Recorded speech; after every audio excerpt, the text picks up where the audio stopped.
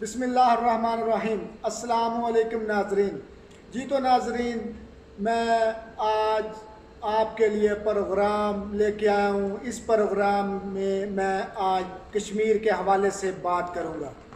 کشمیر کا مسئلہ بہت ہی اہم مسئلہ ہے۔ اس حوالے سے آپ سب لوگوں کو پتہ ہے کہ کشمیر میں لوگ کیسے زندگی گزار رہے ہیں، کیسے لوگ جی رہے ہیں، کیسے وہ ایک دوسرے سے بات چیت کرنے میں، ایک دوسرے کے گھر آنے جانے میں ان کو کون سی دشواری پیش آ رہی ہے اور لوگ کیسے ادھر مر رہے ہیں۔ اس حوالے سے میں نے آج ایک اہم شخصیت کو اپنے پروگرام میں دعوت دی ہے۔ وہ شخصیت کسی بھی تعارف کا محتاج نہیں ہے۔ ان کا نام پروفیسر نعیم اسلم صاحب ہے۔ جی تو پروفیسر نعیم اسلم صاحب،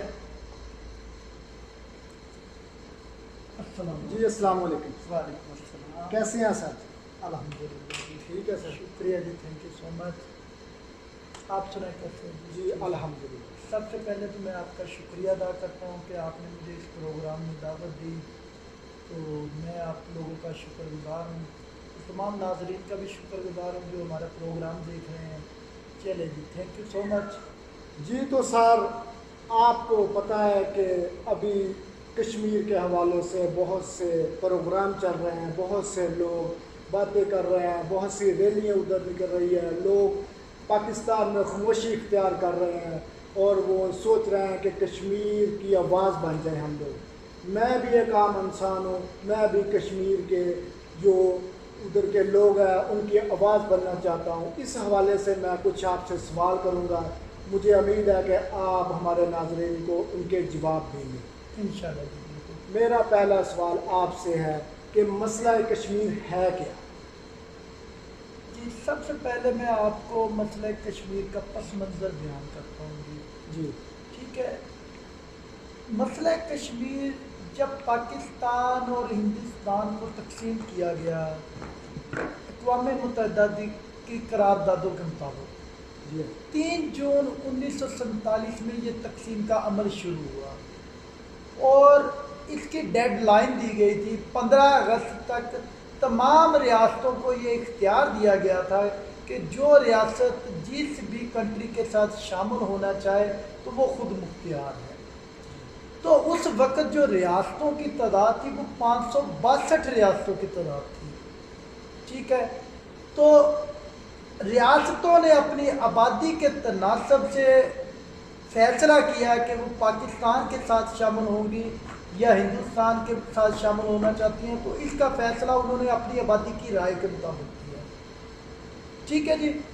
تو اس وقت کشمیر کی ایک ایسی ریاست تھی، اس کے علاوہ بھی 2 ریاستیں ایسی تھیں جو پرابلم تھی، جہاں پہ مسائل تھے، جیسا کہ حیدرآباد کی ریاست تھی، جوناگڑھ تھی ریاست۔ تو ان ریاستوں نے یہ فیصلہ کیا کہ وہ خود مختار زندگی گزاریں گی، نہ وہ ہندوستان کے ساتھ شامل ہونا چاہیں گی نہ پاکستان کے ساتھ شامل ہونا چاہتی ہے۔ تو انہوں نے آزاد زندگی گزارنے کو ترجیح دی، لیکن بعد میں ایسا ہوا کہ ہندوستان نے اس پہ قبضہ کر لیا۔ تو کشمیر بھی ایک ریاست تھی۔ کشمیر ایک ایسی ریاست تھی جس کی زندگی شروع سے ہی ان لوگوں نے غلامی کی زندگی گزاری ہے۔ آج تک انہیں آزادی نصیب ہوئی، شروع سے ہی تحریکیں چلتی آئی ہیں لیکن آج تک کامیاب نہیں ہو سکی۔ تو لیکن آج بھی ایک تحریک چل رہی ہے اس سلسلے میں۔ اگر میں کشمیر کا آپ کو پس منظر بتاؤں تو کشمیر کا رقبہ جو ہے وہ 2,22,000 ہے، 2,22,000 ہے، اور اس کی آبادی تقریباً 1,36,00,000 ہے۔ 1,36,00,000 آبادی ہے اور اس کے 77% لوگ جو ہے نا وہ جو ہے مسلمان ہیں۔ 100 میں سے 70%، اپراکسیمیٹ 80% لوگ جو ہے وہ مسلمان ہیں۔ جی لیکن اس کا جو مہاراجہ تھا شروع میں وہ ایک سکھ تھا، اس نے ہندوؤں کے ساتھ اس کی عیاری تھی، تو وہ چاہتا تھا کہ اس کا الحاق جو ہے نا وہ ہندوستان کے ساتھ کرے، لیکن کیونکہ میجورٹی مسلمانوں کی تھی وہ پاکستان کے ساتھ شامل ہونے چاہتے تھے، تو اس نے یہ شروع میں فیصلہ کیا کہ ہمیں آزاد رہنے دیا جائے، ہم نہ پاکستان کے ساتھ شامل ہوں گے نہ ہندوستان کے ساتھ شامل ہوں گے۔ لیکن جب اس نے یہ فیصلہ کیا تو وہاں پہ آواز اٹھی لوگوں کی، مجاہدین نے اس فیصلے کو قبول نہیں کیا۔ تو جب قبول نہیں کیا تو انہوں نے اس کے خلاف تحریک چلائی، تحریک چلائی تو انہوں نے اس راجہ ہری سنگھ نے ماؤنٹ بیٹن سے ریکویسٹ کی کہ آپ جو ہے نا ہماری مدد کرے اور اس مجاہدین سے خالی کروائے کشمیر کو۔ تو اس نے اس کنڈیشن پہ خالی کروایا کہ ہم اپنی بعد میں اس پہ ہمارا قبضہ ہوگا۔ تو اس کے بعد کیا ہوا کہ بھارت نے اپنی فوجیں کشمیر میں اتاری۔ جی سر۔ بھارت نے جب کشمیر میں اتاری تو پاکستان نے بھی اپنی فوج کشمیر میں اتار دی، اور یہاں سے کیا ہوا کہ دو حصوں پہ کنٹرول بھارت کا ہو گیا، ایک حصے پہ پاکستان کا کنٹرول تھا، اور یہاں سے جنگ سٹارٹ ہو گئی۔ جی سر۔ 1949 میں اقوام متحدہ نے اس میں انٹرفیرنس کیا اور جنگ بندی کروائی۔ جی سر۔ ٹھیک ہے جی، جنگ بندی اس طرح یہ جنگ بندی ہوئی، ٹھیک ہے جی، اور اس جنت جیسی خوبصورت وادی کے لوگ جو ہے نا وہ شروع سے ہی غلامی کی زندگی گزارے، اور آج تک ہندوستان کا قبضہ ہے، اور اس پہ وہ لوگ جو ہے نا زندگی دشواری سے گزارے۔ جی تو سر آپ سے ہمارا دوسرا سوال ہے، کشمیریوں کی زندگی کے حالات اب کیسے اور پہلے کیسے تھے؟ کشمیریوں کی اب کی زندگی کے حالات تو بہت برے ہیں۔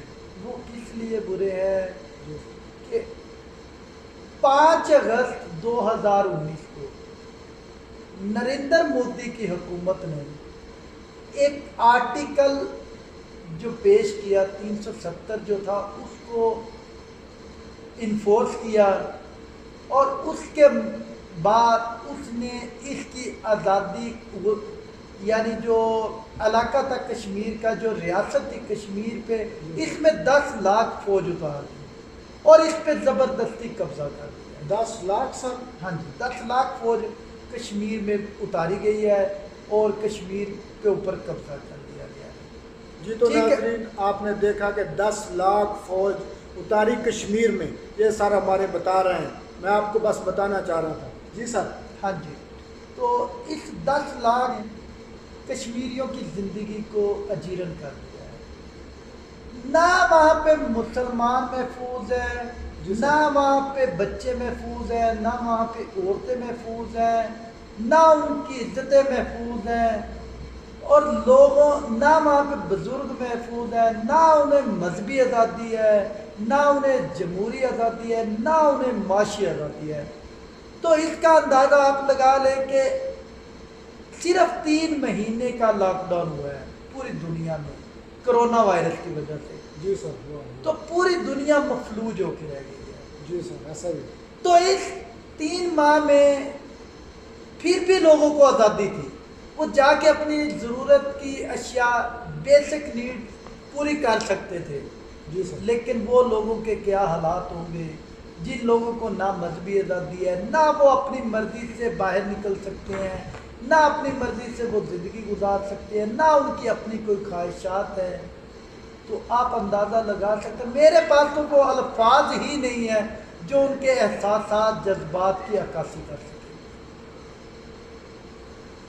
جی تو ناظرین ہمارا تیسرا سوال پروفیسر صاحب سے، پاکستان نے کشمیر کے لیے کون سے اقدامات کیے ہیں کہ وہ کشمیر کو کیسے آزاد کرا سکتے ہیں؟ پاکستان نے کشمیر کے لیے جس حد تک ہے ہر فورم پہ آواز اٹھانے کی کوشش کی ہے۔ جنرل اسمبلی کا اجلاس ہوا اور اس اجلاس میں پاکستان کے پرائم منسٹر نے جو ہے وہ اپنی سپیچ میں کا موضوع ہی یہی رکھا ہے کہ مسئلہ کشمیر تھا، اور وہاں پہ پرائم منسٹر آف پاکستان جو ہے کشمیریوں کے سفیر بن کے ابھرے ہیں۔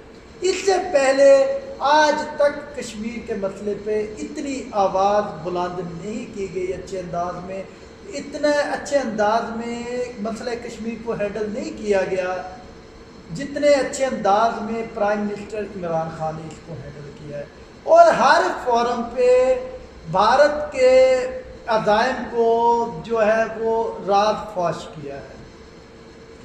میں چاہتا ہوں کہ پاکستان کے، دنیا کے ہر مسلمان، ہر مرد، خواتین، بچے کشمیریوں کی آواز بنے۔ جی تو ناظرین، ہمارا 5واں سوال پروفیسر صاحب سے، اقوام متحدہ نے کشمیر پر کردار ادا کیا کی؟ یعنی کہ آپ پوچھنا چاہ رہے ہیں کہ اقوام متحدہ کا کیا کردار رہا ہے کشمیر کے حوالے سے۔ میں نے آپ کو پہلے بھی بتایا، جب بھارت اور پاکستان کے درمیان مسائل کریٹ ہوئے تھے تو اس وقت جنگ بندی اقوام متحدہ کے قوانین کے تحت ہوئی تھی، تو اس وقت 3 نکات طے ہوئے تھے۔ وہ 3 نکات کیا تھے؟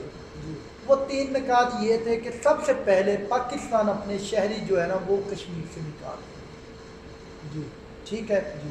دوسری بات یہ طے ہوئی تھی کہ بھارت جو ہے نا وہ فوج جو ہے کشمیر میں اس حد تک رکھے گا جس میں امن و امان قائم ہو سکے۔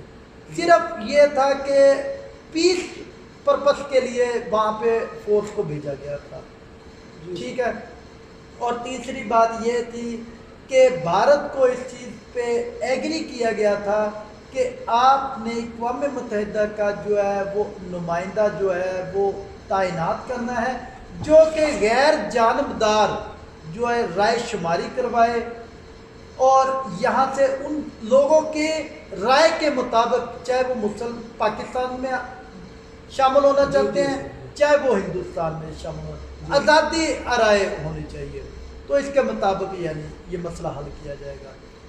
اور اب بھی اقوام متحدہ سے ہماری ریکویسٹ ہے کہ ان لوگوں کے لیے کائنڈلی، ان لوگوں کے لیے، ان بچوں کے لیے، ان عورتوں کے لیے، ان بزرگوں کے لیے، ان چرندے پرندے کے لیے مہربانی کر کے ان کی آواز بنے، ان کو ان کے زندگی گزارنے کی آزادی دی جائے۔ وہ جس بھی کنٹری کے ساتھ اپنا الحاق کرنا چاہتے ہیں، جس بھی کنٹری کے ساتھ ایفیلیشن کرنا چاہتے ہیں، انہیں اس چیز کی آزادی دی جائے۔ تو میری بھی آپ تمام دوستوں سے، تمام ناظرین سے، جس تک بھی ہمارا پروگرام پہنچے، تو میری آپ سے یہی خواہش ہے، یہی ریکویسٹ ہے کہ آپ لوگ جس حد تک پارٹیسپیٹ کر سکتے ہیں، ہم لوگوں نے اس میں پارٹیسپیٹ کر دیا، اب یہ آپ لوگوں کے اختیار میں ہے، تو آپ لوگ بھی کشمیر کی آزادی کے لیے اس کی آواز بنے، لوگوں کی آواز بنے۔ ایک بندے کے لیے کتنا مشکل کام ہوتا ہے غلام بن کے زندگی گزارنا، تو کشمیر کے لوگوں نے تو شروع سے ہی غلامی کی زندگی گزاری ہے۔ تو میری اللہ تعالیٰ سے بھی التجا ہے، آپ لوگوں سے بھی التجا ہے کہ اللہ تعالیٰ اس مسئلے کا جلد از جلد حل نکالے اور لوگ اپنی پرسکون زندگی گزار سکیں۔ جی مختار صاحب۔ جی سر، شکریہ سر، آپ نے تھوڑا وقت ہمارے لیے نکالا، تھینک یو سو مچ جی۔ تو آخر پہ آپ کشمیر کے حوالے سے اپنا پیغام دینا چاہتے ہیں دنیا کو، تو آپ تھوڑا دے دیجیے سر۔ میرا میسج صرف یہی ہے کہ میں UN سے ریکویسٹ کرتا ہوں، پوری دنیا کے مسلمانوں سے، پوری دنیا کے انسانوں سے یہی ریکویسٹ ہے کہ ان لوگوں کی آزادی کے لیے اپنا حصہ ڈالیں۔ تھینک یو سو مچ۔ جی تو ناظرین، آپ نے ہمارا پروگرام دیکھا اور اس پہ ہم نے کشمیر کے حوالے سے بات کی۔ امید کرتا ہوں کہ آپ کو ہمارا پروگرام اچھا لگا ہوگا۔ انشاءاللہ نیکسٹ ٹائم آپ کے لیے ایک نئے پروگرام میں حاضر ہوں گے۔ شکریہ، السلام علیکم۔ انشاءاللہ۔ پاکستان زندہ باد۔